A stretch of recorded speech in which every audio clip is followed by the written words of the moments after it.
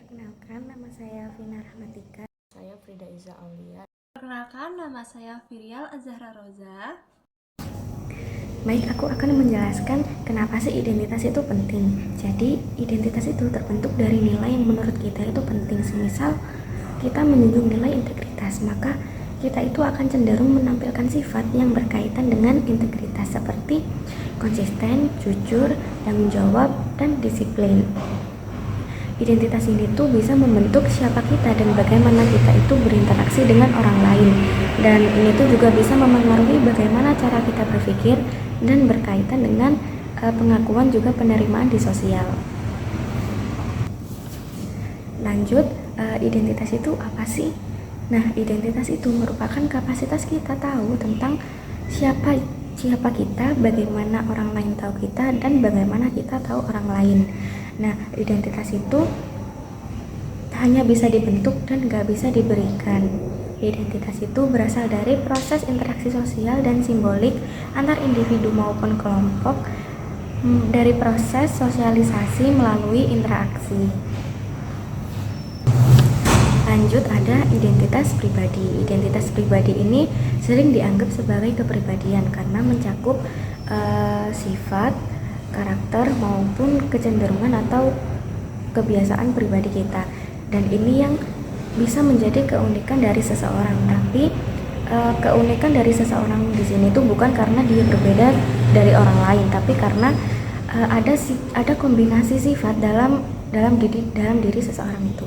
Dan kemudian ada identitas sosial. Identitas sosial ini berhubungan dengan kebersamaan dalam kelompok atau bisa didefinisikan sebagai ikatan yang lahir dari sejarah dan diteruskan dalam tradisi. Biasanya itu melekat pada suatu kelompok atau organisasi. Menurut Vignoles ada 4 komponen identitas. Yang pertama itu ada komponen personal. Ini merujuk ke aspek diri seseorang yang membuat seseorang itu merasa otentik atau merasa berbeda dari orang lain. Yang kedua ada identitas relasional. Ini berkaitan dengan hubungan interpersonal peran dalam sosial. Yang ketiga ada kolektif. Ini berhubungan dengan keanggotaan atau kelompok yang lebih besar seperti ras, budaya, dan etnis. Dan yang terakhir ada material. Ini berhubungan dengan simbol atau benda yang merepresentasikan kita seperti tempat tinggal, gaya penampilan, dan lain sebagainya.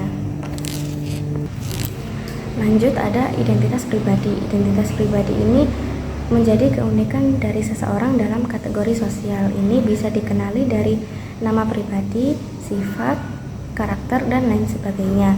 Dalam perspektif sosiologi, menggunakan teori interaksionisme simbolik yang menekan pada identitas pribadi itu terbentuk dan dijalani lewat interaksi sosial. Ada empat prinsip utama, yaitu yang pertama ada individu adalah pelaku dan penerima tindakan. Yang kedua, tindakan dan interaksi itu dibentuk melalui makna bersama. Dan yang ketiga ada pemahaman seseorang tentang diri sendiri dan orang lain itu menentukan cara kita berinteraksi. Dan yang terakhir itu konsepsi diri adalah hasil dari respon orang lain pada individu. Dalam perspektif psikologi, ini tuh menekan individu itu memiliki peran aktif dalam membentuk dan menentukan identitasnya sendiri. Menurut Erikson, identitas itu adalah proses batin yang berkembang dari masa anak-anak ke dewasa yang melibatkan hubungan kita dengan orang lain. Erikson itu juga membedakan antara identitas pribadi dan identitas ego. Kalau identitas pribadi itu merupakan cara kita dilihat dan kita dikenali oleh orang lain. Kalau identitas ego merupakan kesadaran bahwa kita itu tetap sama meskipun waktu atau situasinya itu berubah. Dan Erikson itu juga memiliki prinsip. Yang pertama itu ada sintesis identitas. Sintesis identitas ini merupakan gambaran masa depan yang kita harapkan. Kemudian yang kedua ada prinsip kebingungan identitas. Ini tuh kondisi ketika kita belum menemukan nilai dan prinsip yang cocok untuk membentuk identitas dewasa. Saja kita bahas materi selanjutnya, yaitu psychological perspective atau perspektif psikologis. Jadi perspektif psikologis itu memandang identitas melalui sosial identity theory, yang bagaimana individu itu memahami diri berdasarkan konsep keanggotaan kelompok sosial. Dan identitas sosial juga menjadi bagian dari konsep diri yang memberi makna emosional dan nilai bagi individu. Dan teori ini juga menekankan pengaruh kelompok terhadap harga diri atau self-esteem, serta bagaimana identitas sosial itu dapat memicu diskriminasi, prasangka, dan konflik antar kelompok. Selanjutnya ada social atau relational identity, yaitu identitas sosial atau relasional yang merujuk pada peran, status, dan kategori sosial yang diakui oleh lingkungan. Jadi identitas ini terbentuk melalui hubungan dengan orang lain seperti peran teman, rekan kerja, pasangan gitu. Peran sosial itu juga tidak didefinisikan secara pribadi, tapi dibentuk, dipertahankan, dan dinegosiasi melalui interaksi sosial.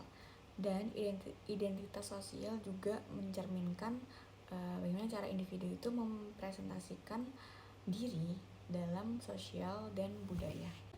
Selanjutnya ada kolektif identity atau identitas kolektif, yaitu muncul dari pengalaman bersama, kepentingan, dan solidaritas kelompok. Dan identitas ini tuh berkembang melalui aksi kolektif dan gerakan sosial serta keterikatan pada kategori sosial yang lebih luas. Dan individu ini juga berbagi kesamaan kognitif, terus emosional, dan moral dengan kelompoknya. Nah, fungsi utamanya identitas kolektif sendiri adalah memperkuat solidaritas, komitmen bersama, dan perjuangan melawan ketidakadilan atau eksklusi sosial. Lalu ada level of identity analysis atau tingkat analisis identitas. Jadi identitas ini dapat dianalisis pada 3 tingkat utama. Yang pertama ada identitas pribadi atau individual, yaitu ini tuh fokusnya pada perkembangan diri dan krisis identitas individu. Yang kedua ada identitas sosial atau relasional, yaitu melihat identitas sebagai hasil dari interaksi sosial. Yang ketiga, identitas kolektif, yaitu menekankan kebersamaan dan solidaritas kelompok. Pendekatan psikologis itu fokusnya tuh lebih kepada individu. Nah, sedangkan pendekatan sosial dan kolektif itu melihat identitas sebagai saling terhubung dan dibentuk oleh konteks sosial. Lalu yang terakhir ada identity and interaction atau identitas dan interaksi. Jadi interaksi ini menjadi inti pembentukan identitas baik pada level pribadi, sosial maupun kolektif. Dan interaksi sendiri itu adalah persepsi internal individu saat berinteraksi, jadi memengaruhi cara berpikir, bersikap, dan bertindak berdasarkan identitas atau peran yang ia miliki. Melalui interaksi ini individu ini jadi bisa menafsirkan nilai, keyakinan, dan peran sehingga identitas itu terus berkembang dan menyesuaikan dengan lingkungan sosialnya. Selanjutnya kita akan membahas terkait teori utama yang relevan dan paling banyak digunakan. Yang pertama ialah teori identitas peran. Makna dari teori ini yang pertama yaitu berkaitan dengan karakter dan peran yang dirancang individu bagi dirinya sendiri saat menempati posisi sosial tertentu. Yang kedua, identitas peran mencerminkan pandangan yang imajinatif oleh seseorang tentang dirinya dalam kaitannya dengan suatu peran sosial. Lalu pandangannya, peran itu dipandang sebagai rencana tindakan utama dalam interaksi sosial individu, bersifat kreatif dan spontan, namun tetap dipandu oleh tuntutan posisi sosial yang dia miliki. Selanjutnya, ada teori identitas. Konsep utamanya yang pertama ialah saliensi identitas, yaitu kemungkinan suatu identitas muncul di situasi tertentu. Yang kedua adalah komitmen relasional, intensitas dan makna interaksi sosial terkait perannya. Lalu, fleksibilitas dari identitas sendiri. Adanya individu dapat memilih kapan ingin melakukan identitas tertentu. Lalu, identitas itu bersifat bisa aktif dan pasif tergantung dengan keadaan sosialnya.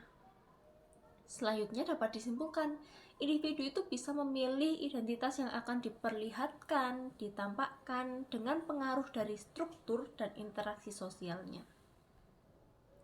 Selanjutnya ialah teori kontrol afek. Hal utamanya yang pertama ialah reaksi efektif, merujuk ke respons emosional secara spontan. Dan yang kedua ialah kontrol afeknya sendiri, menyesuaikan perilaku untuk menjaga emosional yang disepakati dalam suatu budaya. Inti dari pembahasan teori kontrol afek ini, individu itu memiliki usaha untuk menjaga konsistensi antara identitas diri, makna sosial, dan emosionalnya. Lalu emosi itu merupakan tolak ukur keberhasilan dalam mempertahankan identitasnya. Selanjutnya ialah teori queer. Pandangannya, identitas itu tidak bersifat tetap, akan tetapi bersifat direkonstruksi, yaitu dibangun kembali lalu diperbaiki.